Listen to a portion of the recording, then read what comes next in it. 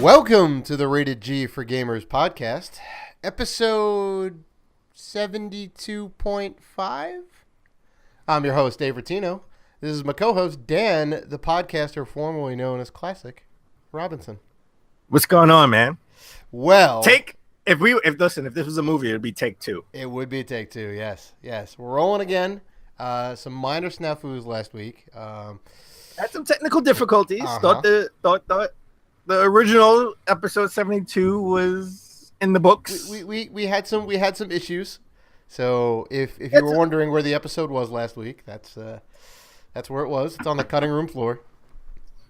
Well, you know what? That's why we come with a double stuffed Oreo episode. This episode. Yeah, there we go. You got extra of the good stuff. You know what? This is no. You know what? Take that back. We should roll again and be like, this is episode 72 DLC, the definitive edition. The Game of the Year podcast. There we go. Or the podcast of the year edition. Yes. All right. So look, as we always start the show again. What else are you playing? What else are you playing? We're getting right into it. We're gonna get right into it because you have to do the whole rigmarole over again. No mess, no fuss, no whatever. Oh, we can get into it. No muss. All right. So what are you playing again for 2 weeks, the last 2 weeks? Well, Mario Kart 8 Deluxe. Surprisingly. Speaking about the definitive edition of a game. Yeah, seriously. I mean, I love it. I think I've talked about my gripes with it already. It's still Mario Kart 8. Well, did you talk about your gripes on episode 72 or 71? I have certainly mentioned my gripes with the deluxe edition, which doesn't really have much of an added value, except that you can play it on the go. And that's why I 1000% disagree with you. This is a different game. This is the deluxe edition. This is the battle mode. It has the battle mode that should have been in 8. Here we go again with the shoulda, coulda, wouldas. It should have been in there to begin with. No, it shouldn't have been. It shouldn't have been in 8, okay? And you know what? The game of the year of 2015, the Order 1886, I got my plug, should have been an hour longer. Always. It should have been an hour longer. Uncharted 4 should have been an hour shorter, but it wasn't. So just get over it. Okay? Well. Different game. Speaking of the Order 1886, you can finally stop hounding me. You may know if you follow us on Instagram. I finally own the Order 1886 for PlayStation 4. It's about time. I know. Are you going to play it is the question. Oh, of course. It is getting played this week. It is the next game that you have to play. Yeah, I mean, I bought it with the exact intention of playing this game. I want to see what all the hype is about. I want to see how mediocre this game really is. Listen. You got it on a supreme discount because this game is worth $59.99. 15 now, you're killing me. This game was $59.99. It was worth every penny of my $59.99 minus 20% from Amazon that I paid for this game. It was worth every penny. Well. Regardless, to finish out your question that you asked me, and then I'm going to toss it over to you. I am also playing the bookends of Final Fantasy simultaneously. 15 and Final Fantasy 1. You're replaying Final Fantasy 1? Yeah. Dude, that game is awesome. Boo. Don't sleep on it. And also running through the Shovel Knight Plague Knight campaign. Because I put to bed the OG Shovel Knight story. I mean, I don't remember if we talked about this prior to the original episode 72, but just in case we didn't, I'm going to rehash it. Plague Knight, I mean, listen, Spectre Torment was amazing. That was like the best, I guess, prequel.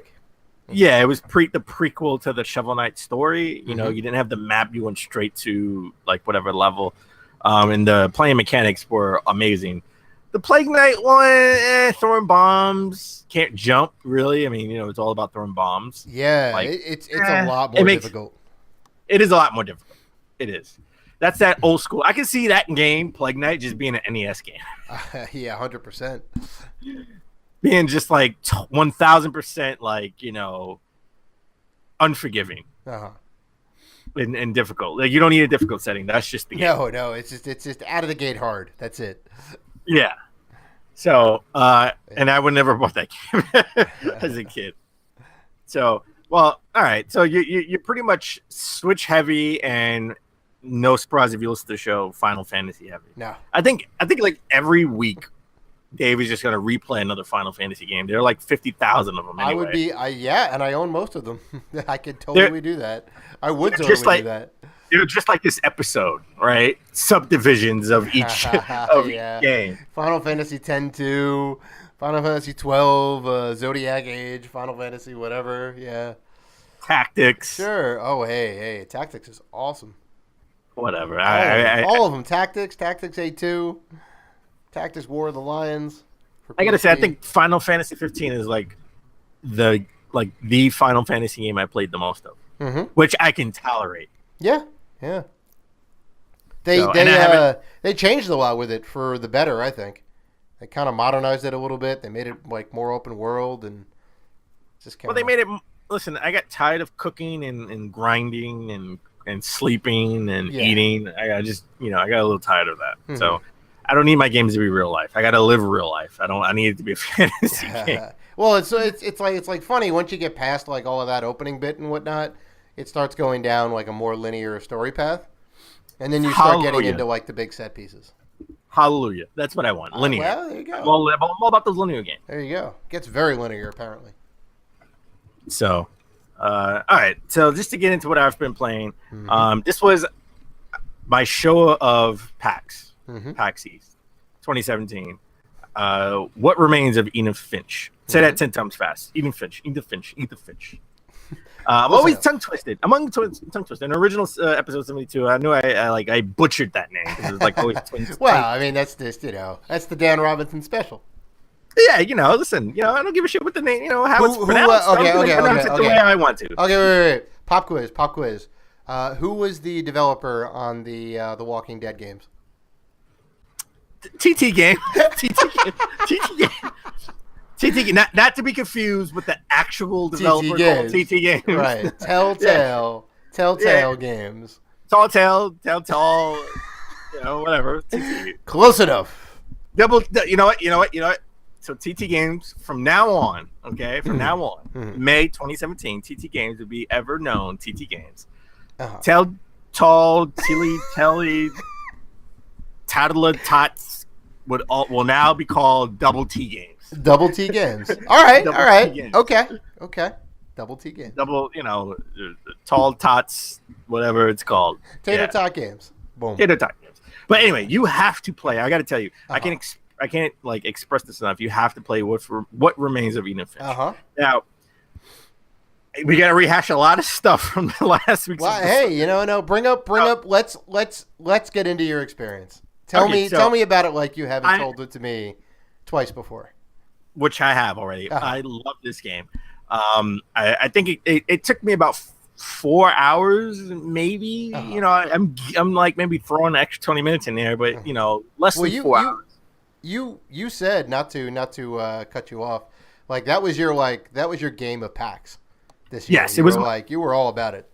I played like 15 minutes at PAX and I was all in. I mean, this game, I love this game. This was like, I can't even think off the top of it. It was like Firewatch meets Resident Evil 7 without the zombies. That's a I could totally see that gameplay.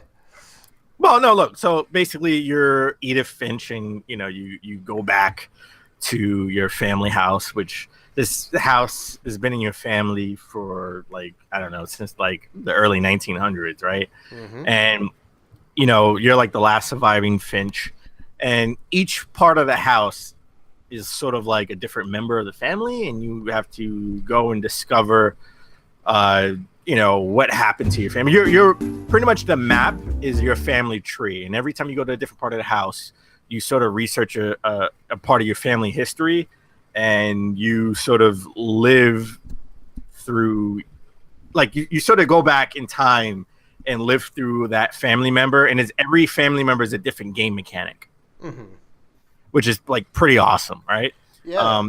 I will say Go ahead. It feels a lot like Eternal Darkness for the game. Yes. It was semi like Eternal Darkness. Right. Yes. Okay. So like every family member is a different game mechanic, and it was a different experience. And I got to say, I love the level of detail because like you go to each corridor of the house, you go into like this little kid's room, right? And this little kid was like an astronaut, like he wanted to be an astronaut. And you go and look at the books, and the books are about astronauts. It's like astronaut books. And then you go and you sit on his bed and you look, and it's like he has like the level of detail, the detail to it, like just the attention to detail is just like really awesome. And I got to say, like they did an awesome job on this game. Nice.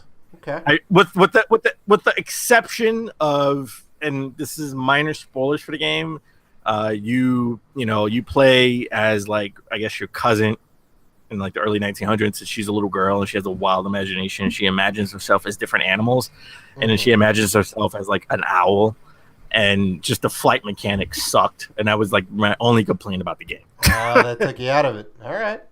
Well, it was pretty early on. So once you get over it, once you like master it, and you do whatever you need. I'm not going to spoil the game, but once you do what you need to do as an owl, you turn into another animal, and you have to do something as that animal.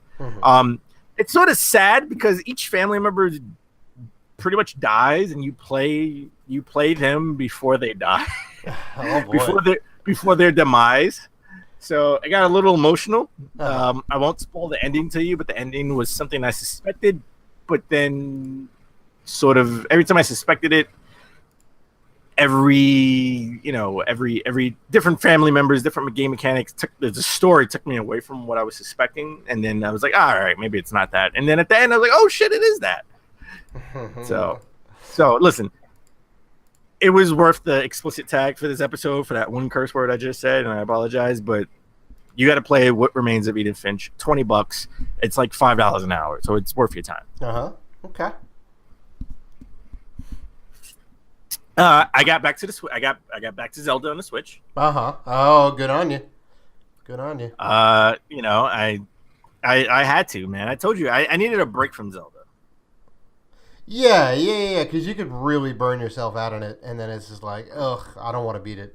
And I kind of beat it by mistake, I guess. Like you want to see Ganon? How's that a mistake? Well, I was in the no. I was in Hyrule Castle because everyone's like, dude, there's awesome stuff in Hyrule Castle, and I had a bunch of quests. You get quests early on to go to Hyrule Castle and get some stuff. I did none of those quests, but it was still really cool, and I was like definitely at the right level. It was more than enough geared up and whatnot to go through. And I told you, I think I also said it on the podcast too, that I was riding home on the train. I was drunk, and I basically like pushed forward on the stick when I started playing it, and I'm like, boom, Ganon. I'm like, okay, here we go, and I beat him on the first try, So the end battle, not that difficult, but it was cool. All the different parts to the battle, and then I'm like, the ending. You opened up all 4 shrines though. I did, yeah. Which helps you out immensely when you're fighting Ganon. Yeah. Basically, you didn't see all the levels to you didn't see all his transformation. Oh well, no. I mean, you can make it super tough on yourself if you don't do all of the shrines separately. But I mean, you kind of want to play the game. Yeah, play the game how you want to play the game. You want to do shrines, don't do the shrines. You don't have to do any of it. Okay. All right. So I've gotten back into Zelda. I'm just pretty much doing shrines and just exploring the world. Nice. I kind of don't want to rehash where I am in the story. I mean, we already talked about that. Right. I've gotten a little further than the last time we talked about it. But at this point, fine if you're slacking. It's okay. We understand. Well, yeah. Listen, not all of us get drunk and have to ride the train and beat Ganon by accident. So that's all I'm saying. So, all right. I got into another. It's been throwback the last 2 weeks. It's been all throwback. So I got into Battlefield 1. I got back into that. Nice. The throwback game to a throwback Never mind. Yeah, that kind of. Yeah, see where you're going. I give you brownie points for where you were trying to go. Thank you. A for effort, right? It was horrible, though. I just gotta tell you, Dave. It was horrible. Well, it was horrible. I give you H for horrible. H for horrible. All right. But I went back to Battlefield 1, and I gotta say, I completed story mission 2 and 3. Well, as of this recording, last week I just did 2, but now I just completed 2 and 3. Uh-huh. I gotta say it was an emotional ride for those two. Loved the story. I gotta say, at Battlefield 1, I'm elevating it. You know, I should have pretty much gave it a chance when it first came out. You were all, oh, they're stealth missions. I don't want to play it. Yeah, pretty much. You know, and I get it. Much. I get it. It's not your fan favorite, you know, but it is apparently there's a lot of meat in that bone. No, it is really emotional. I mean, I did the flight. Mission 2 is sort of like you're flying. And then that story was really emotional, and story 2 you're like playing an Italian soldier who's looking for his brother who's like stuck, you know, and you don't know if your brother's actually you do know your brother's pretty much dead because you're telling the story about what happened in the war to your daughter, right? So that was pretty emotional. Like I knew he was dead, but like just to find him being deceased at the end of that storyline, it was like super emotional for me. Wow. It tugged on my strings. It did. I gotta say. I gotta admit to it. He has a heart, folks. He has a heart. I do. Listen, man. I know I'm tough on my game ratings, but I do have a heart. I went back. I dusted off the Wii U. Mm-hmm. I played a Pokken tournament. Hey. I got the Ori Pokken tournament controller. Mm-hmm. It is, I gotta say, awesome controller to play Pokken tournament. I will say, I wish this was on the Switch. Right. I wish there was like an adapter that I can play with the controller on the Switch, but I doubt that'll happen. You know what they're gonna do? They're gonna come out with another controller for the Switch. No. E3 Pokken Tournament Deluxe. No, I'm telling you, more characters. I tell you why that's not gonna happen. It'll either be Pokken Tournament 2, which probably is next year, not this year. Uh-huh. But I tell you why that's not gonna happen because they don't want the Switch to be they don't want the Switch to be known as the port machine. All right. Well, I know. Listen, they've done a pretty bad job to begin with. Well, not on a good foot. That's actually not true. That's not true. Listen, Zelda's not a port. Well, I guess technically Zelda is a port. It was originally made for the Wii U. It's supposed to be for the Wii U, but that's their flagship title, which I'm not knocking them. It's fantastic. Well. At this point, the Wii U version is the version that like no one plays, right? Because people brought Zelda on the Switch, then Switch is sold.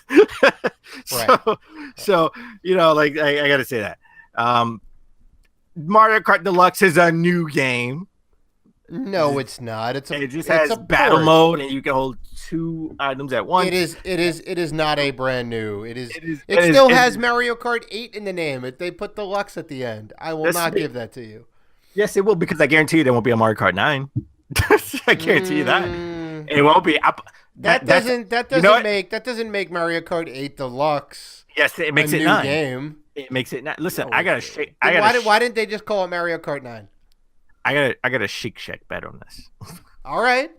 You know what? IGN, screw you guys. You know, in and out bets. Us East Coast people, we got Shake Shack bets. Hell yeah, we got Shake Shack. The superior burger chain.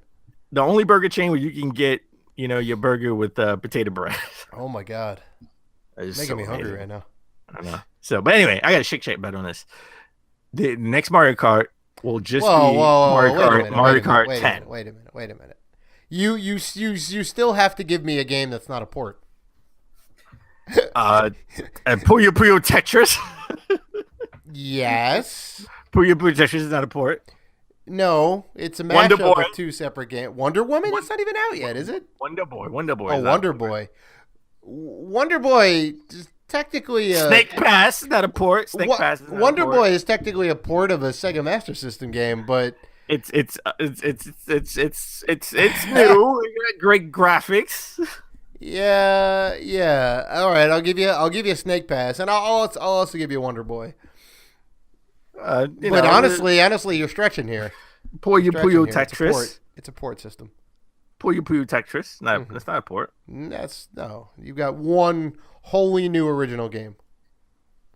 I can come up with more. You want more? I can give you more. You got Super Bomberman Aura. I will go ahead and give you that. I was about to say Super Bomberman Aura. Lego City Undercover. And 1-2 Switch. Listen, I go in order. 1-2 Switch, Has Been Heroes, Lego City Undercover, Puyo Tetris, Super Bomberman R. Okay, The Binding of Isaac is a port. Zelda may be a port. I give you that. I mean, it's a great port. It's like the port. And look, I'm not discounting what you're saying. They don't want to make it a port system, but I would love a deluxe version of Pokken Tournament if they actually add some new characters, some new stages, and maybe up the graphics a little bit.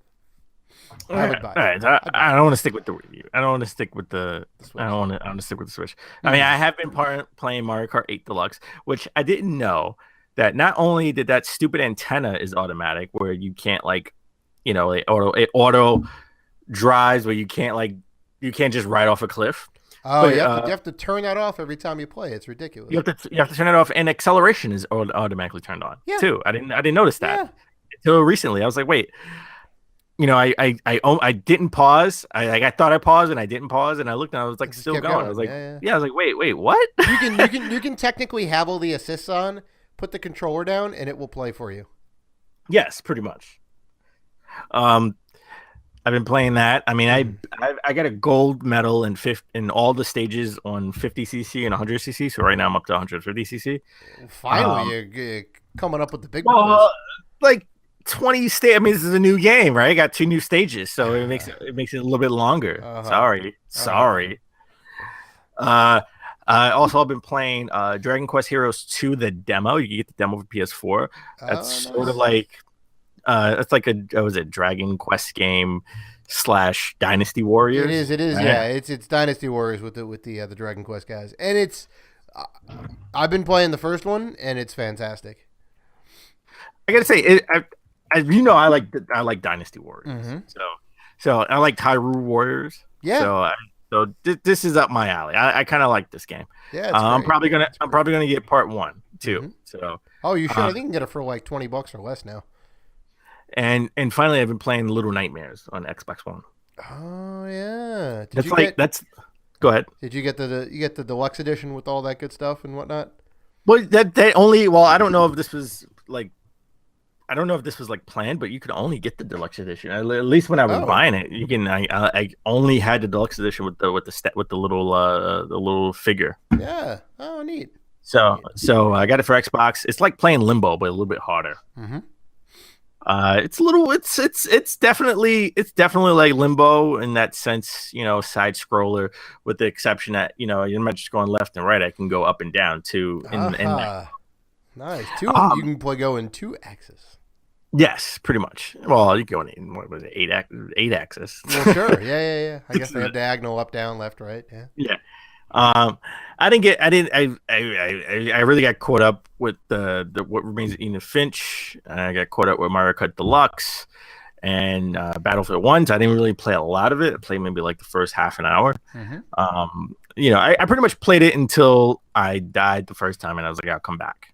So, and then I got caught up with, and I know you made fun of me the last episode, the original. Go ahead. I'm gonna see if you can get it. I got it the first time. Listen, roll the tape. I got it the first time. Tatsunoko versus Capcom. Tatsunoko. Yeah, that's what I said. Tatsunoko. That's what I said. You know what? I'm going to let you think that you got that one. I'm going to let you think that you got that one right. I said that. Tatsunoko versus Capcom. I beat it I played it for the first time. It's on I think it only came out on the Wii. Yeah. I popped into my Wii U virtual console, and not virtual console, but it's backwards compatible. I played it, beat it the first time. It was it was tough, like I said, because I played it on pretty much hard. Sure. Who are your guys? Who'd you use? Well, actually, it took me a while to beat it. Because I had Ryu and I had Beautiful Joe. Oh, good combo. Beautiful Joe sucks. Yeah, he may not necessarily be the best, but if you're a fighting game fan, you know that throwing bombs in a fight, that the fighter could just walk away from the bomb. Yeah. So limited range and all that. Yeah, and so but I did beat it with that combination. Mm-hmm. And I'm proud I of will myself. say I will say, as fun as that game is, it's super unbalanced. If you want an easy win, you play as Gold Lightan. Giant gold brick guy. Yeah, he's way OP. He's Gotcha. way OP. Like you can just flop right on top of him. It's crazy. All right. So we have no convo of the week this week. When we come back, we'll get into all the news of the last 2 weeks. News and rumors, and we'll discuss that. And we'll actually have a review roundup in progress, we should say. So we'll tease that. And when we come back, we'll get into the news.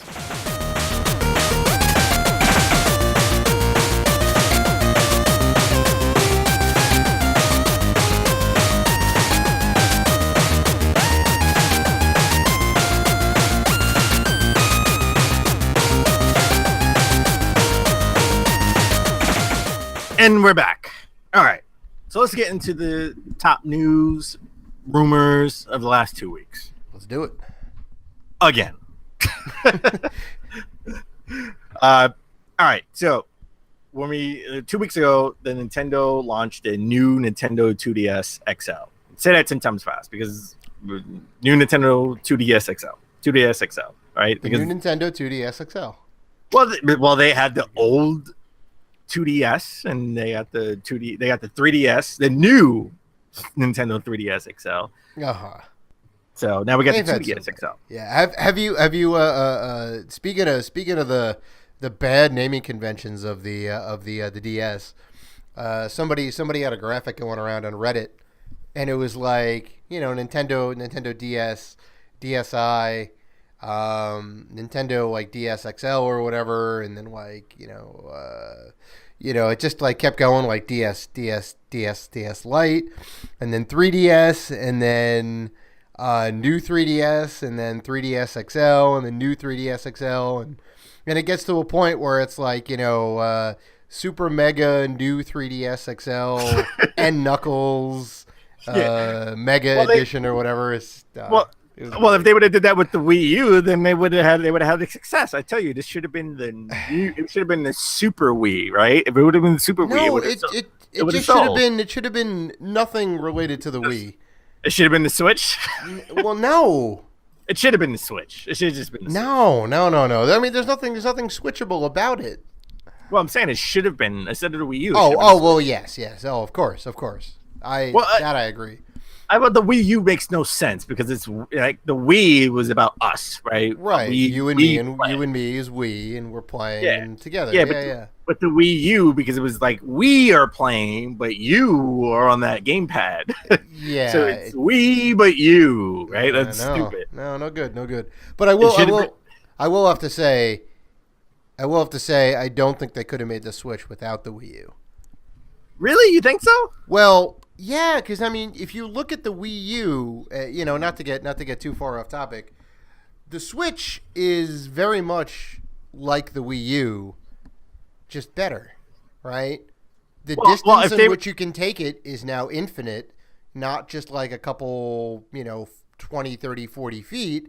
It's not as bulky, but it retains the same basic shape, It's a lot more powerful than the Wii U, so I mean it's kind of got that going for it. Well, look, if it wasn't called Wii U, it was called like a Super Wii or Mega Wii or just something else entirely, right? And not shaped like a Wii. It was shaped like a black Wii. Yeah. Differently, maybe, then maybe it would have sold a little bit more. So I agree with you there. But let's get back on topic. Right. So we get the new Nintendo 2DS XL. Now I don't know what your opinion was. I don't remember your opinion, but I said that they're not going to give up on the 3DS XL. Like the 3DS, just because the Switch is out, they're not going to cancel the 3DS. I think the 3DS is going to get supported throughout 2017 and even 2018. I think 2018 is the swan song, right? Probably next year, yeah. So they want to sell. I think they want to sell it up. I think they sold up to like 60 million DSs, right? Oh Lifetime. Sure. Out of all the different variations. Variations, yeah. And I think they want to sell like another 4 million. I think they're like 4 million away from 60 million, if I'm not mistaken, or for the 3DS. They can do it. Yeah, and you know, Jose Otero on IGN was like, you know, they can't do that without new hardware, right? And this came out of nowhere. This was just a video like one night 2 weeks ago. I honestly think they should have waited to E3, right? To unveil this. It comes out July 28th because it comes out. It's pretty much the new 3DS XL without the 3D because no one uses it. No, and I think that is a fantastic play, right? You take out extra processing power for something that people aren't using, you know, lower the price by $50, and I'm sold. If I didn't have one, I'd totally get one. So basically, it doesn't have the 3D, so I don't use the 3D either. I only really use the 3D on maybe certain cutscenes. Sure. But then, you know, I don't do that eye tracking. I have the new Nintendo 3DS XL, and I don't even use it, right? Same, yeah. The top screen is a little bit bigger. It's definitely thinner. The bezel's thinner. Mm-hmm. And, you know, it has, like, different colors for the buttons. Like, the buttons are blue, like a baby blue right now. Mm-hmm.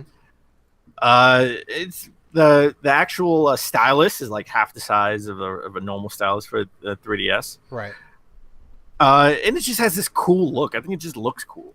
Right, and this is obviously Reggie Fils-Aimé, the president of Nintendo America, actually did an interview, and he said this is mostly, you know, he knows hardcore fans are gonna like target the Switch, and the Switch is hot, but this is marketed towards like kids who are just getting into gaming, sort of, and the price point proves that too. This is like $50 cheaper than the 3DS XL. This is $149.99. Right. Yeah, I mean it's kind of like right in that sweet spot, right? So you have on the low end, you have the 2DS, right? And then, they still sell on 2DS, right? So they have the one that doesn't have the hinge on it, which is big and bulky and kind of looks ugly, but you can get in like really cheap. And then they have the 2DS XL, which is basically just the 3DS XL without any of the 3D capability. 3D. And then you have the 3D XL, new 3DS XL at 200, which is like the high end of it, if you want all the bells and whistles. And then you can buy a Switch if you can find it. Exactly. Yeah. Oh, right. The best 3DS model is the Nintendo Switch. I got to say, you know, when I bought the Mario Kart 8 Deluxe and I brought the Joy-Con wheel, the Nintendo store in New York had Switches in stock, and they had a good amount of Switches in stock. So I don't know if they still have this, you know, by the time you listen to this, but I would check out the Nintendo store if you haven't bought a Switch. Now, I work in the city, and the last couple of days, I got to say, I've seen people with like Nintendo bags, and I've seen Switches in those bags. And the Switch is still selling like hotcakes. GameStop can't keep Switches in shelves. They sell within hours of getting in stock. That is music to my ears. That is so good all around. You know, one of these days we're gonna have a convo of the week. Did the Switch save Nintendo? I think that's gonna be a resounding yes, but you know, we'll see. All right. So back when I tell you what I was playing Battlefield 1. Battlefield went back to the roots, went back to the old world wars, right? I got to say, I love the futuristic, you know, first-person shooters. Sure. I mean, you've certainly talked about it on the show before. I love the Infinite Warfare and Advanced Warfare. I mean, I love those games. So Call of Duty World War II, they had their official trailer. So basically, you will be focusing on this one soldier. You're playing that one soldier for about 90% of the game. And what I like about it is you don't do anything that he can't do. So I guess that 10% that you're not playing as him, you're probably going to be like in an airplane maybe, Right. and he's not a pilot, right? As somebody else in the war, yeah. It's somebody else in the war, and pretty much the grueling part is, you don't get that regenerating health. So right, if you got to go 50, to a medic or something, right? You have to go to a medic if you want to regenerate your health. I like that mechanic. It makes it. I mean, it makes it as real as it can be, without being like boring or difficult. Listen, man, I'm sticking to that. I'm sticking to that medic, man. Of course. You want to have your man right by you in case you get winged in the arm. He can patch you up. And you can get right back into it. I'm sticking to that medic, man. So how I hate stealth games. I would just want to go in, get shot 50 times, and hide, and let my health regenerate, and then go back. Now you gotta let the medic do it for you. Now, question for you: is it time to go back for Activision to World War II, to the 1940s? Well, I think we're already there, right? We already have Battlefield, World War One. Yeah. Call of Duty is going back to its roots. It hasn't had a World War II game in 9 years. Right? Yeah. So I think we're there yet. And I hate the people who say, "Oh, Call of Duty is biting off Battlefield." Listen, this game has been in development for 3 years, right? They have 3-year dev cycles for all their Call of Duty games because they have 3 different studios making Call of Duty games. Yeah. And I'm sure there was somewhere in the grapevine they heard Battlefield was going back, and maybe they said, hey, we were thinking about it. Maybe we should go back, right? So who cares who did it first, right? They're both probably going to be good games. Let's play them, right? So it's a totally different theater of war. It's World War I versus World War II. The tech is different. The set pieces are different. There's room for both, I think. So since Modern Warfare 1, I've beaten every Call of Duty campaign. Wow, good on you. I guess since they stopped the World War II theme, I've beaten all the Call of Duty campaigns. Yeah. So, well, that's like a thing for you, right? Like you get the game over the holiday break, you take a weekend, and I beat it, and you blast through it. Yeah. Yeah, and I told you the last one that was the Advanced Warfare that really hit me because it had an emotional beat to it, even though I could sort of fly. I was like Superman with a machine gun. Sure. So it did hit me. It still made me. It still tugged on my strings because I have a heart. Thank you. Aww. I know. Dan the teddy bear Robinson over here. Listen, man. Listen. Dr. Love may may come back for a visit over the summertime. So, speaking of Dr. Love, okay, all right, maybe that's a horrible segue. I wasn't saying a word. I was letting you go with it. I was seeing where you were going. You're gonna let me go with it and then talk trash. You don't know that. Yes, I do, because I know you. I've known you for 12 years. I know you. I know how you think. I know what you're gonna say before you say it.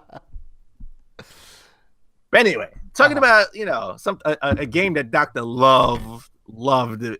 Back in the day. I think what are we at the 25th anniversary of Night Trap. Oh, Night Trap. Oh, Dr. Love, baby Dr. Love had some memories of Night Trap. This game. Now, I didn't really know anybody who had the Sega CD growing up. That would be me. That would be me. Yeah, that would be you. That would be you. I didn't know you back in the middle school days. No. And I would have let you come over and play Sewer Shark, buddy. Oh my God, the pack-in title. But I remember the Sega CD, and I'm like, oh, it's so cool. It's got full motion video and whatever, and I want it. I didn't have a Genesis, and it just seemed like way far out of reach. And then this super salacious game, quote unquote, comes out, about these girls having a slumber party, and then the house is being invaded. It's like, it just seemed really weird and really taboo and like something I shouldn't be playing. And I'm like, I really want to play this game. The only thing I cared about was this was the girl from Different Strokes. It was Dana Plato. And the funny thing was, I think she did this like maybe years before like the game came out. Like this was like for some VHS, like interactive VHS tape or something like that. Oh, really? And then they made it into a video game like 7 years later. Yeah. Oh, that's crazy. So this wasn't, like this was. You remember those I don't know if you remember. Well, you know what? You were like in high school in the late '80s, right? So you're that old. Nobody knows my real age. If you listen to like every episode, I'm a totally different age range every episode. Well, Dave is older than me, so there we go. Yeah, I'm older than you by 2 years. Fact. Times 7. That goes in the wiki. No, stop. What am I, a cat? Times 7. All right. So basically, like, I remember those interactive VHS games where you pretty much popped in the VHS and you had the sensor on the TV and you had like sort of that BS clicker. Yeah. And that this was that type of game. Uh-huh. Until someone had the bright idea, video games have CDs now, full motion video. Let's port this to the Sega CD. So this is the 25th anniversary. Why are we celebrating Night Trap? Well, Night Trap and Mortal Kombat are the reasons why we have the ESRB. That's right. That's right. Which is the pretty much our logo. It is. Yes. Yeah. Very much. A mock-up of our logo. So Night Trap is actually coming out for PC, Xbox One, PS4. It came out in '92, and you didn't know this, which was interesting. You didn't know it came out for Sega CD, but it also came out for the 3DO. Yeah, I was very unaware that I could have swore it was just Sega CD. Then I found out there was a 32X variant that had better video, and then you hit me to the fact that there is also a 3DO version. Yes, so the definitive edition is a 3DO version. There was 2 different Sega CD versions because there was one where I think the girl from Different Strokes sort of had like animated cleavage, per se, and then they changed that box art. Oh, interesting. So I would assume the original would be super collectible. I don't even know if this thing's sold. But Limited Run is actually putting out a physical copy, and you'll get the 2 different versions. You get the blue version, which was the Sega CD version. You get the yellow version, which was the 32X version. Mm-hmm. I don't know about you. Well, I mean, I do know. You're definitely going to pick a copy of. I am also picking a copy of.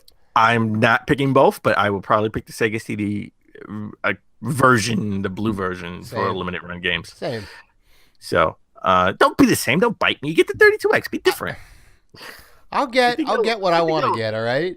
And you want the yellow version. You bite me. Yeah, you be biting my style off. All right. Well, you know what? Since I was like 8, it was in '92, so I was 10, and you were like 20. You were 25, so I was biting you. Okay. Exactly. Right. Exactly. I'm biting you. I'm biting you, Grandpa. Anyway. So. All right, so I think the last episode on the episode before that, we talked about, Persona 5 streaming restrictions. Oh, now, yeah. So Atlus now apologizes for those restrictions. No, they haven't lifted the restrictions per se. Before you couldn't stream past 7/7.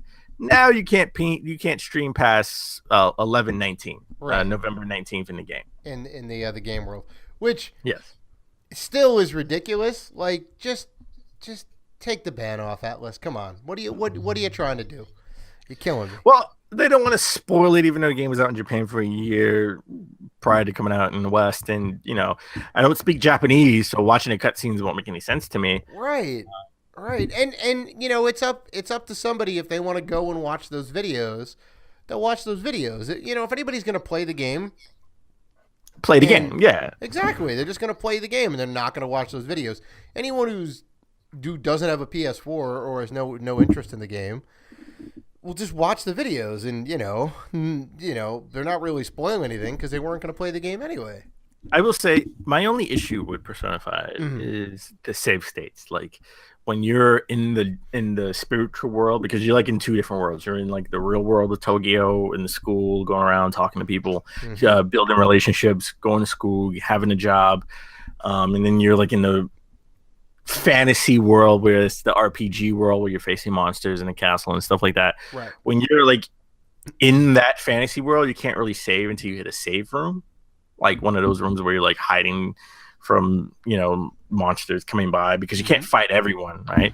So that part, like if you're like in the middle of the map and you're like maneuvering around, you have to find a save room to save the game, which kind of sucks because you could be in the middle of a battle and maybe you power one out, or you drop the controller, or you unplug the PS4 and you go back and you got to do that over again wherever the last save was. Yep. That's the only part that sucks. Yep. So the game is sort of like not real world in the sense of it's 24 hours in the real world, in the sense that you actually do progress through each day.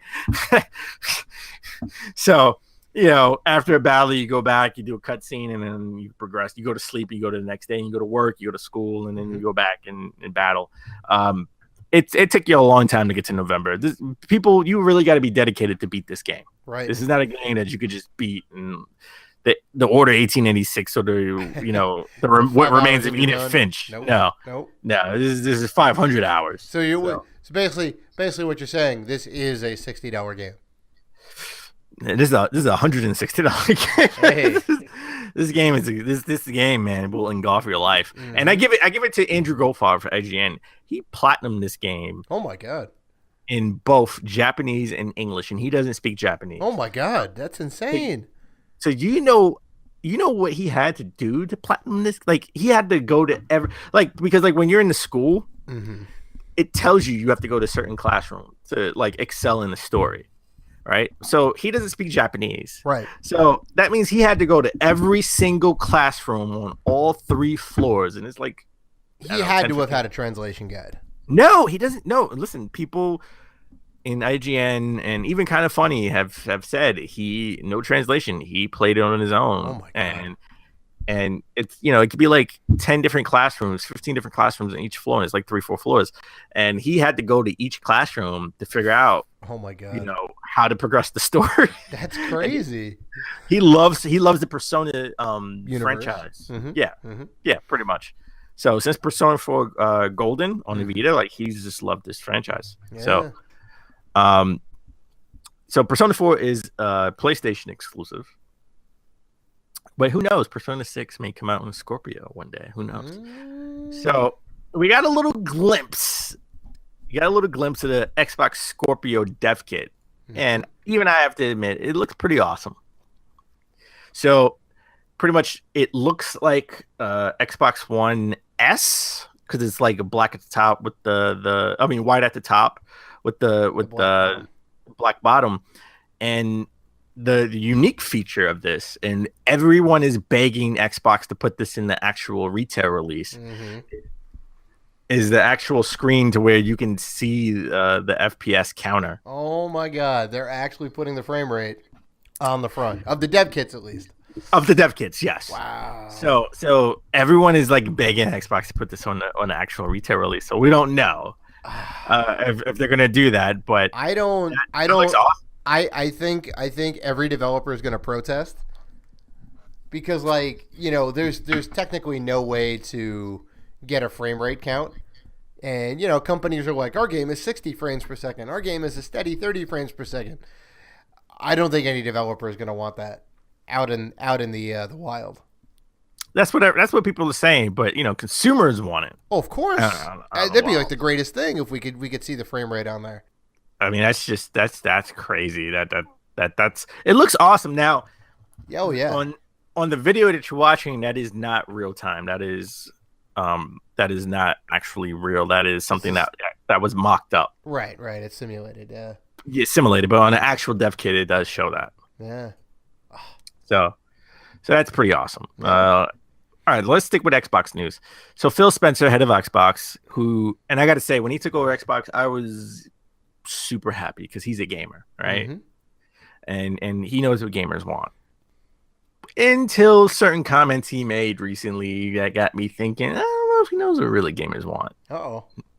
Explain. So he made in an interview, he made some comments about Horizon Zero Dawn and Zelda, saying, yeah, those story-based games, they have an audience, but those, but is that really a good business model? And PlayStation really has a hold on that market, but it's not the business model that pretty much Xbox is exploring.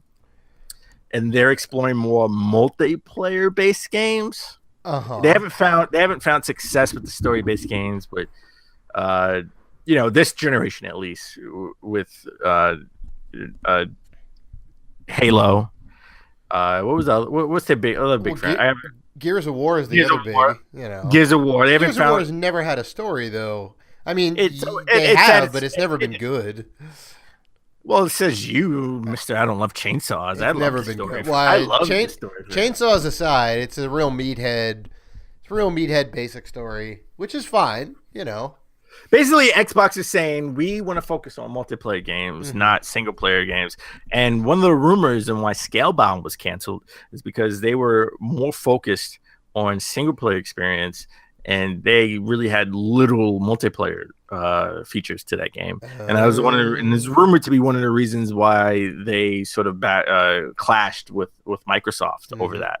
So Microsoft looks like they're going to be more focused on multiplayer based games. So I mean, it seems like you're kind of not down with that sentiment. Well, here's my thing. Every generation has its niche, right? Like, we had the platformer generation for a long time, right?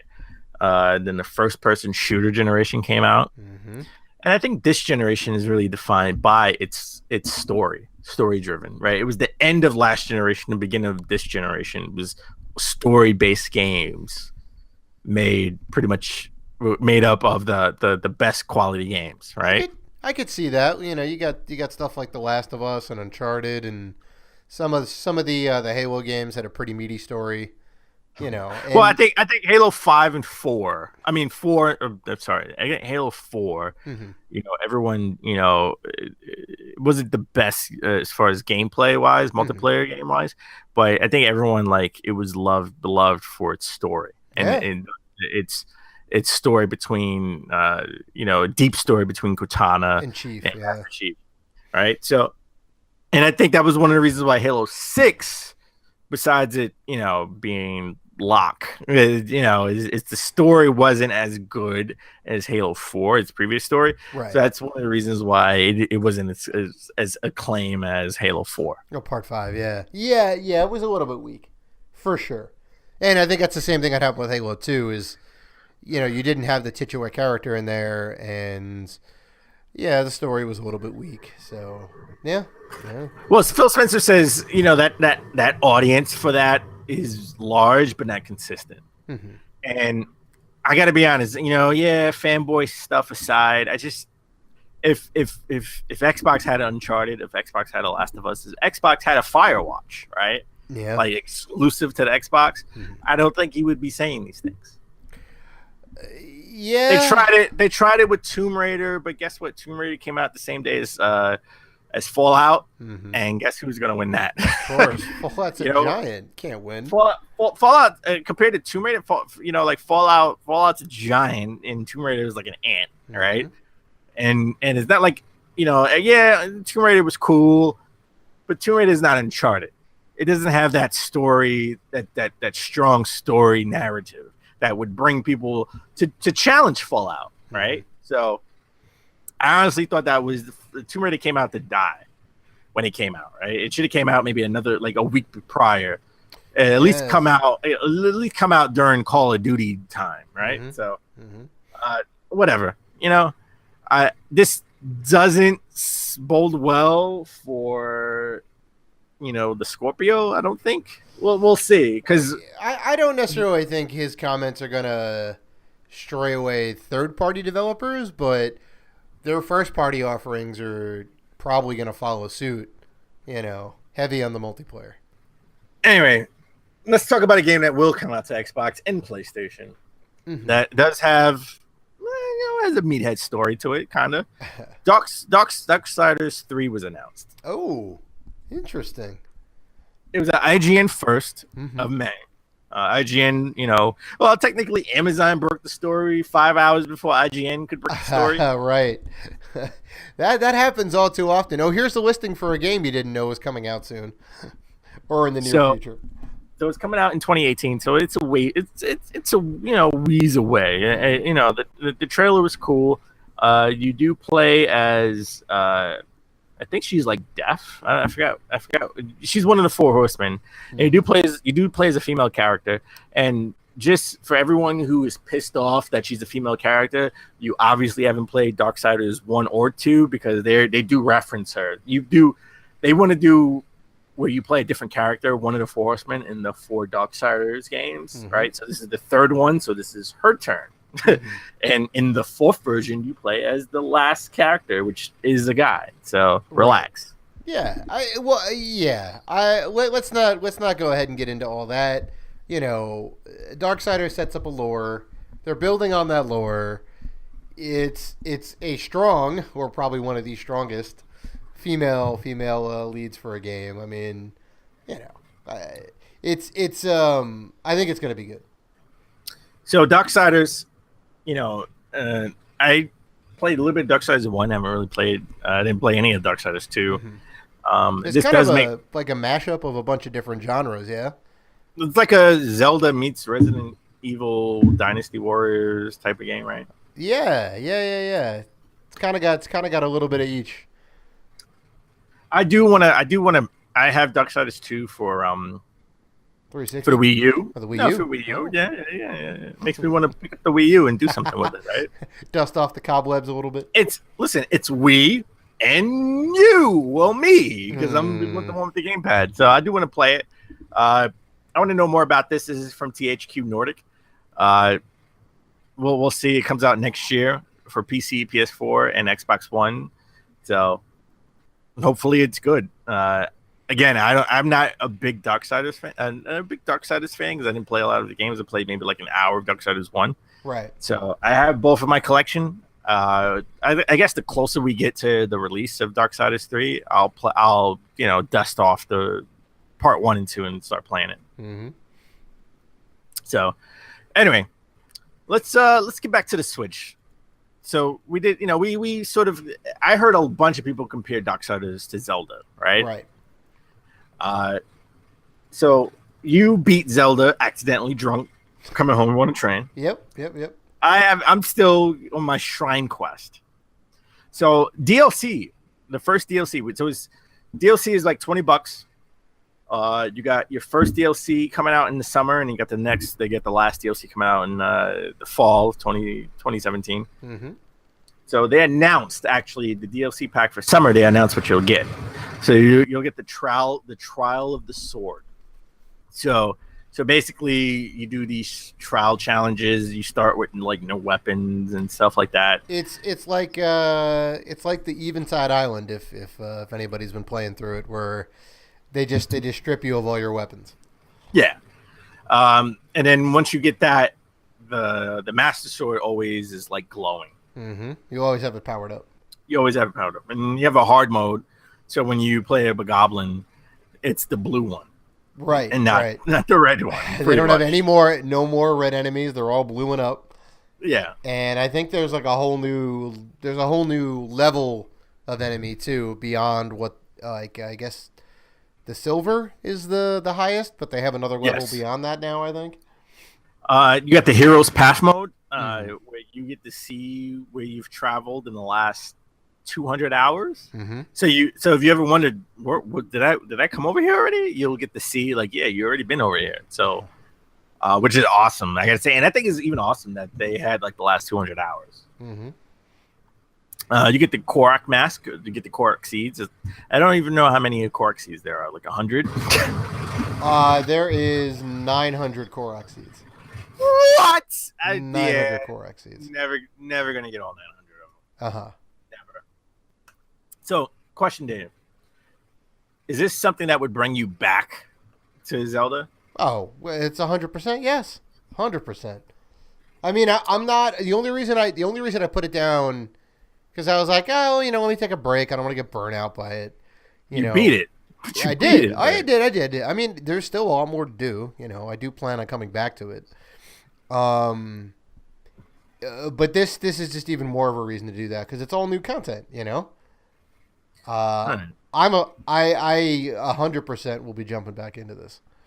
Okay. All right. Yeah. I know we talked about like the Switch. Did it save Nintendo because like it's selling like hotcakes? But you know what system is selling like hotcakes? Do you know what system is #1 right now in the world? I don't know, Dan, but I bet you're going to tell me. I'm going to tell you. Oh, lay it down. I'm going to tell you. It's just facts, baby. It's just facts. Uh-huh. PS4 has reached 60 million. Couldn't have guessed. 60 million. Now, notice it includes the PS4 Pro, but that's just an iteration of the PS4. It's the PS4. It is still a PS4. 60 million, baby. 60 million. Wait. It because it hit the big 6-0, it deserves this. Wait for it. 3, 2, 1. Woo! Beat the man, you gotta beat the man, baby. Thank you. Beat the man, you gotta beat the man. Thank you, Ric Flair. However, thank you, Ric Flair. However, it's PlayStation is still on top. We got this Scorpio nonsense. I just love how whenever the PlayStation 4 is doing well, you love to bring up, the PS4 is the best. Always. Well, I mean, it's selling the best. It's selling the best. Yeah, I know. Exactly. You will go and bring up numbers and say the PlayStation 4 is the best. But the Scorpio is definitively more powerful. You don't know that. You don't know what the Scorpio is. We don't know what Scorpio is. I will bet you a Shake Shack meal that the Scorpio is going to be more powerful than the PlayStation 4 Pro. Well, you know what? I take that bet and I counter it. And I counter no caveats. I can't. No caveat. I counter. I don't caveat. I don't ever caveat. The only caveat I like is on my sushi or a cracker because it's a caviar. Oh, that was oof. Oh boy, that was a little weak. I'll take it back. But anyway. All right. Go ahead. Anyway, you're gonna counter it. I counter that because since the PS4 is selling so well, we got this nonsense of some Scorpio with FPS that developers are gonna hate. That someone it may be. Well, it's quantifiably gonna be more powerful. They're already saying it's around 6 teraflops to the 2.5 on the PS4 Pro. 3.5, thank you. Is 3.5. Thank you very much. Yeah. It's not that far off, but anyway. I counter that and say the Scorpio will not be better than the rumored PS5, baby. Rumored to come out in 2018, according to some analysts. That's not the bet. According to some Wall Street Journal analyst, he says he successfully predicted the PS4 Pro and the PS4 Slim, and he predicts that Sony, because they are #1 right now and they're on top, they will counter the Scorpio with a PS5 next year, fall 2018, baby. This isn't surprising because when the Scorpio comes out, everyone's gonna go, "What's the most powerful system?" Oh, there's the Scorpio PS5 that's coming out. Everyone's going to wait for the PS5. That's exactly why Sony is making the move now, if they are making a move. So I would agree with the analyst that Sony's kind of shaking in their boots a little bit. They're moving up the timeline a little bit. We ain't shaking. Woo! No, they are. Man. Listen. Where they may have said, okay, we'll announce something at E3 2018 that we're putting out a new system in 2019. They're now moving that timeline up. Did you not hear me 5 minutes? Did you not hear this 5 minutes ago? Mm-hmm. Did you not hear it 5 minutes ago? If you missed it 5 minutes ago, let me reiterate. Woo! To beat the man, you gotta beat the man. And right now, we are the man. Okay, 60 million. I don't give a fuck with your Scorpio. You get your Scorpios. You get your Pythons. You're gonna get one, and you're gonna love it, and you're gonna play the crap out of it. You get your Sub-Zeros. You get your Pythons. You get your alligators. It doesn't matter. Oh, you're talking nonsense now. You're talking nonsense. Doesn't matter. PS4, baby. We selling. PS5, we right around the corner and knock it out the park, baby. You see my Yankees? Yes, I'm a Yankee fan. I don't care. We're first place, baby. What? Sweep the Cubs. Yeah, we sweep the World Series champs. So okay. All of that aside, you agree? PlayStation 5 2018? You know what? I'll save my thoughts for a convo of the week. We will have this as a convo of the week in the future. We will have. Does PlayStation need to have a PS5 out in 2018 as a convo of the week? Sure. So I will save my thoughts for future. Mm-hmm. Now let's talk. Let's go back to Nintendo real quick. We were talking about this before we started recording. NES Classic. Oh, I told you. Classic. I told you so, Dave. I told you so. I told you to buy it. I told you to buy it at $100. Right now, everyone is selling it for no less than what, $250, $300. I told you to get any. You could probably get it for $200, maybe $180. I told you to get it for $100. I told you. Listen, man. You didn't listen. Listen, Padawan. Listen, this is we're collectors now. I've been doing a little bit longer. You're my Padawan. When the master Obi-Wan tells you to buy it for $100, you just jump and you do it. I told you to get it for $100. I even told you to get the Famicom for $92. For God's sake. I mean, I can still get the Famicom. They have those. Not for cheap though. Not for cheap. It's still like $150. Yeah, it's like $150, $140, which is all right. But I'm just telling you, man. Regardless, I can wait. You know what? There is no reason to blow $200 right now. You know what? Those prices will be coming down. You know what? Well, I guarantee it. When it does come down, you will be a grandfather. So you know what? I gotta say, I've now changed my name. I am now. Oh boy. Dan Obi-Wan Classic Robinson. Oh my god, that's my new name. Mouthful right there. That's my new name. You may have to work on that. You may have to work on that a little bit. Obi-Wan Classic. That's my name. Obi-Wan Classic. Classic Wan Kenobi. There we go. That's oh my god. So look, Nintendo, they pretty much sold 2.3 million units worldwide. Mm-hmm. It is officially canceled, and the Nintendo Store has officially stopped selling NES Classic. Not like that didn't make a difference because they were officially selling the NES Classic. They just didn't have any in stock. Right. Reggie Fils-Aimé sort of did an interview, and he sort of alluded to why they stopped. They canceled it. They didn't think it would sell as pop. They didn't think it would be as popular as it was, and they needed the resources. They had limited resources because they have to make the Switch. They had to make the new Nintendo 2DS XL, and there's a rumored SNES Classic, which I don't think is going to happen, honestly. So they have to prioritize their resources. And I understand that fully, and I was kind of under the impression that was their reasoning for it. Supply lines need to be freed up. This was, and I think they never said this was going to be a permanent thing. They always said it was going to be a limited time thing.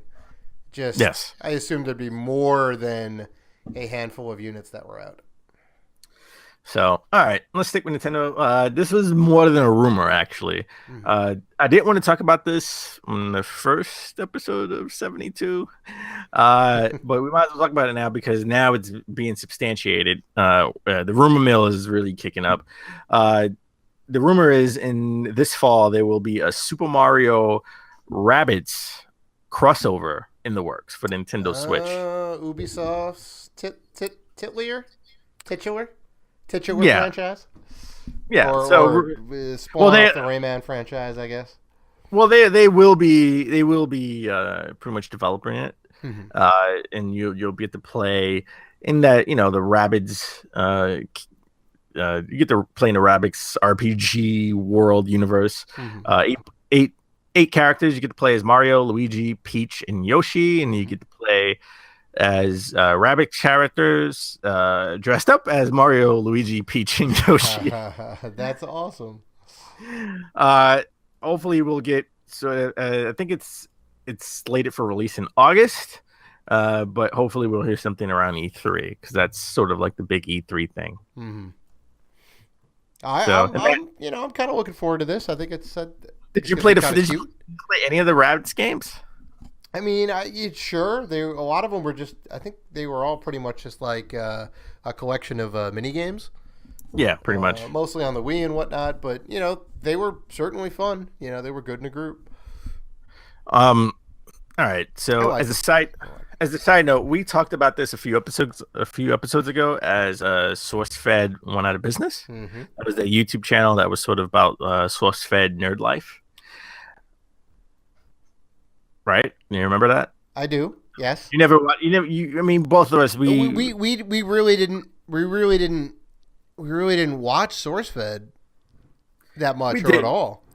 I mean, I heard about it, but I really didn't. It's a lot of places, a lot of different channels that have nerdy news, right? Yeah. So, apparently, Now This company, mm-hmm. They took it over. They pretty much let everyone go, and they're under fire right now because not only did they took it over, they let everyone go, mm-hmm. but instead of just shutting down the channel, they kept the 1.2 million subscribers and jump started the channel again, saying, "Hey, we're gonna have nerdy news. It's now going to be called Now This." And it's like everyone was in a craze because they're like, "Then if you're just going to put out the same type of content, why did you fire everybody?" Right. So now they're losing subscribers left and right. They're now under 1 million subscribers, and all of their videos are getting like super crazy dislikes. I bet. I'm sure the comment section is en fuego. You really can't find any good comments. Okay. You're gonna go ahead and. Well, go ahead. I'm just saying. Even when the guy was announcing that they'll be doing this, he even said, "Hey, I know some of you guys are going to be kind of mad." And usually when you start a video with like, "Hey, I know you guys are going to be kind of mad." You're going to be kind of mad. They're going to be kind of mad. So maybe not start a video like that. Yeah. Like I can only assume that the company that took it over, the CEO, wanted to flex his muscle, clean house, bring some new talent in and go, "Look, we're going to make it bigger and better. And it's going to be awesome." And everyone's like, "We like the old channel. We like those guys, Why not a lot of people lost their jobs. I know, which sucks because I watched a lot of their like finale videos and where they were kind of like going around and like gagging it up and seemed like they were all having a good time. They all seem like really good people. They seem like really awesome hosts. And now they're all out of jobs. They've hopefully they've gotten jobs elsewhere already, but that kind of sucks. Yeah. Word to the wise. If you're going to start over, earn it. Start over. Give up those subscribers and start over. 100%. Because those listen, YouTube is personality based, okay? And if you get and if you like pretty much fire all the personalities, yeah, you're going to get a lot of pushback. So yep. And I think they're hoping to weather the storm in the next couple of months, get a lot of dislikes, but just putting out quality content and hoping like it just, the evil, the evil trolls on the internet, because the internet can be evil, right? Yeah. it just subsides. So I'm sure that's what they're hoping. All right. You know what? Let's get into our review roundup, which is slightly our review roundup in progress. So, Prey just came out Friday. I haven't played it yet. A lot of games I'm playing. I haven't really played Prey. I actually pre-ordered it months ago. Forgot about it, and then it came to my doorstep. Metacritic. I don't know if I like this fact that Metacritic is breaking up the Metacritic per console. So it's like it has a 90 on PC, 87 on Xbox One, and I think like a 78 on PlayStation 4. All the reviews aren't in yet. All the major sites do not have reviews. This is a game from Bethesda, so review copies go out the day the actual game comes out. Right, so, right. So you have to give these guys time to actually beat the game, go through the multiplayer and stuff. Just to give half a review roundup. Attack on Fanboy gave this a 90. Xbox Achievement gave it a 92. PlayStation Lifestyle gave it a 90. PS Games gave it an 85, and PC World gave it an 80. So it has an average score of about an 87 if you round up everything. It's a really good game. This is the reboot of Prey. This is not the sequel to the original Prey on Xbox 360. Right. Again, it's sort of like a Dark Souls in space because it has that game mechanic. It has the art style. Does it have any nods to the original Prey? I don't know. I haven't played it. And a lot of people haven't played it. A lot of people are just going through it.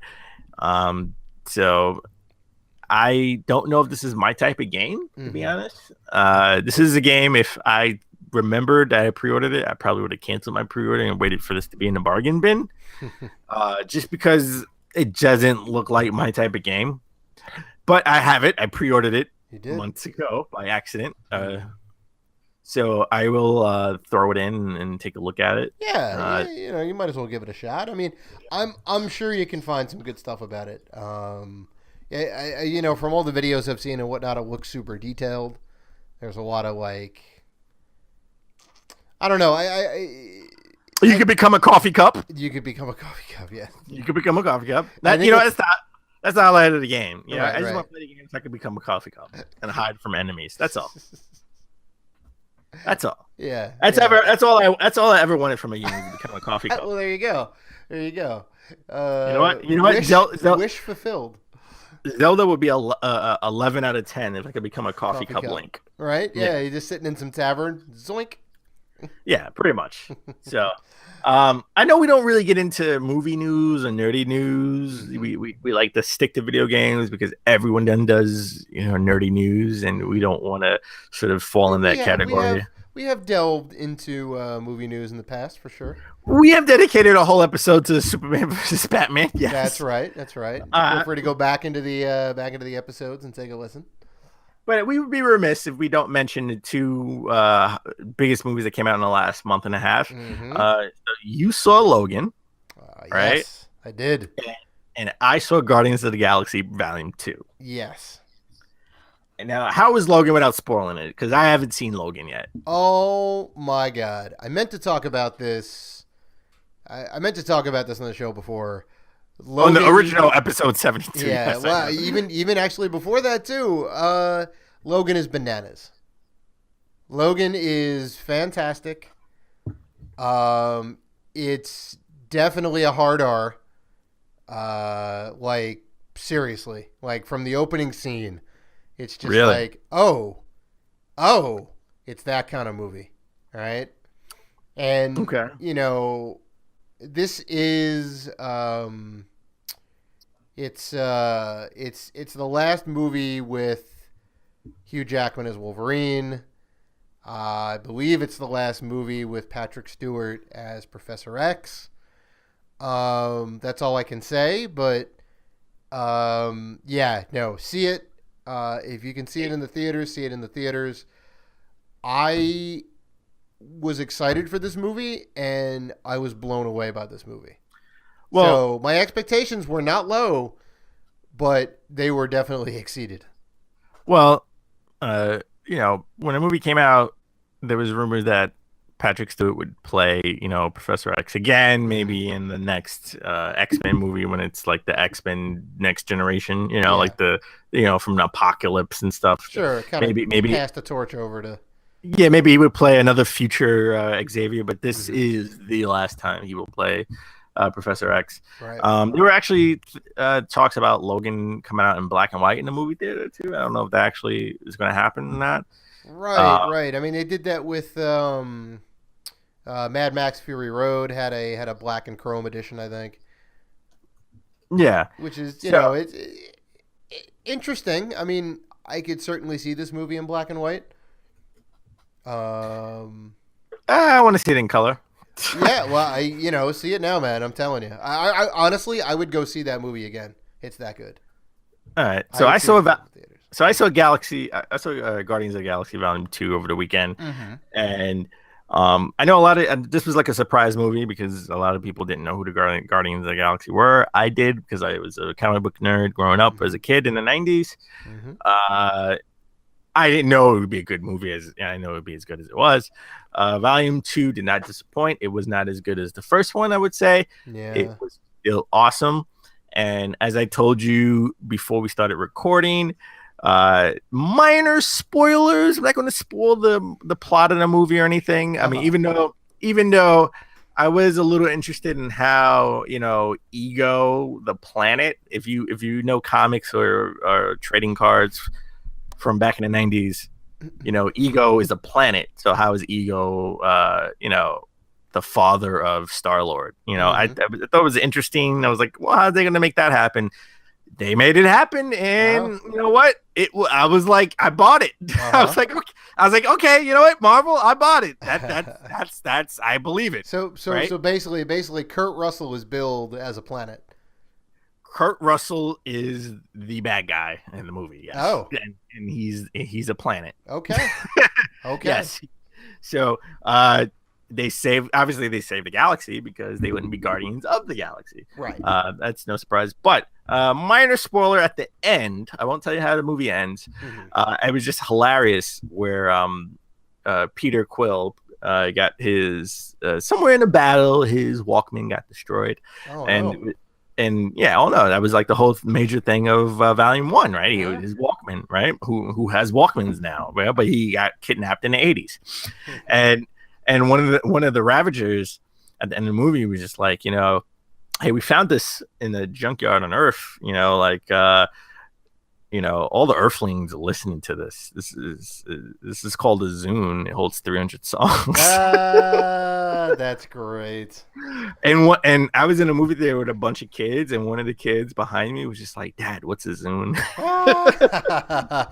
That's so funny.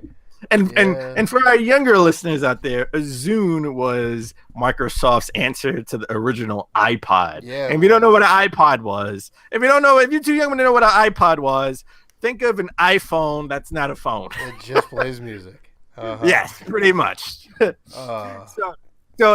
was hilarious. Everyone was like everyone that was like older than like 16 was like dying laughing because it was just like, this is what all the Earthlings are using. It's called a Zune. It holds 300 songs. And he was just like, 300 songs? Are you kidding me? Yeah, right. Wow. And you don't have to flip the tape over. You don't have to flip the tape over. He's like, do I need to turn it over? It was just hilarious. So I would say go see Logan, go see Guardians of the Galaxy Volume 2. Awesome nerdy movies, especially if you're a comic book fan. To see old Wolverine, old man Logan on the screen is awesome. And, if you like sort of dirty humor, because that's what Guardians of the Galaxy Volume 2 was, a lot of dirty humor from Drax. I thought Drax would be like a badass. He stole the show with his dirty humor.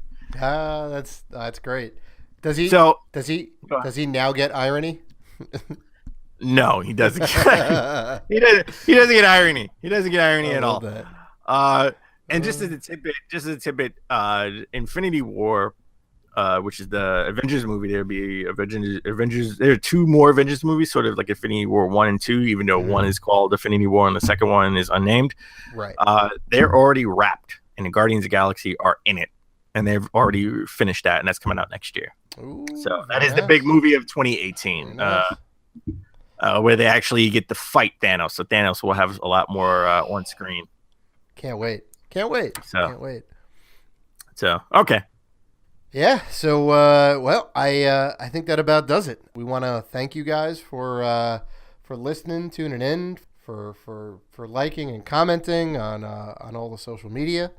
All the commenting, we love it. Even the trolls, we love you guys. That's right. So you can find us on Facebook, Twitter, Instagram, and Google Plus at Rated G for Gamers. You can always email us at ratedgforgamers@gmail.com. So please like, listen, subscribe, and as always, keep gaming.